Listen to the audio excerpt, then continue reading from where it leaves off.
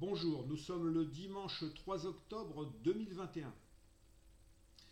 Alors après une vidéo portant sur le malentendu des textes lus en littéral, la confusion entre la femme réelle qui est Adam, autant que l'homme, et la femme des mythes qui représente la psyché d'Adam, homme et femme, et aussi la confusion du juif élitiste qui n'est qu'un Adam comme tout le monde, mais qui dans le mythe biblique représente l'ego, c'est-à-dire nos pensées, les Israélites, nos pensées qui conquièrent le cœur.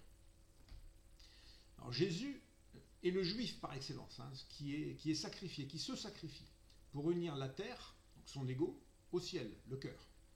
Alors je passe à présent à du récréatif. Je souligne tout de même que le sacrifice est une conquête.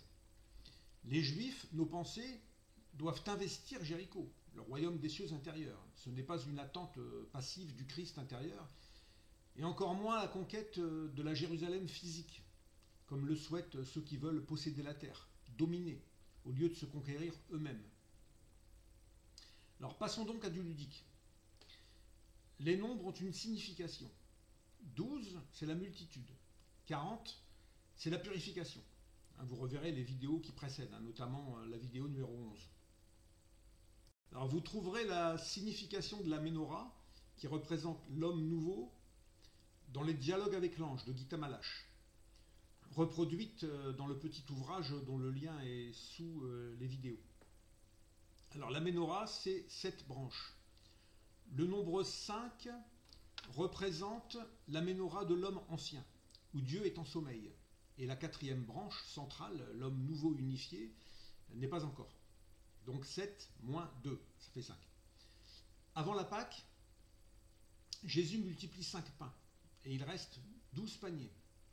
Et après la Pâque, Jésus multiplie 7 pains, et il reste 7 paniers. Alors pour compter l'humanité, du point de vue symbolique, on a 5 pour les hommes anciens et 7 pour les hommes accomplis, ce qui donne 12 pour le total. Alors de même, la multitude symbolisée par 12 cette fois, et la plénitude symbolisée par 7 de la Ménorah accomplie, c'est 19, 12 plus 7. Alors toujours ludiquement, le 19e siècle est représentatif de nos vies. Alors je vous invite à revoir les vidéos précédentes, notamment la 12 et la 13. 20 est le passage vers la vie spirituelle, atemporelle. Et la mort physique, c'est le 20e siècle. Alors vous verrez à nouveau, je vous le répète, vous reverrez les vidéos précédentes.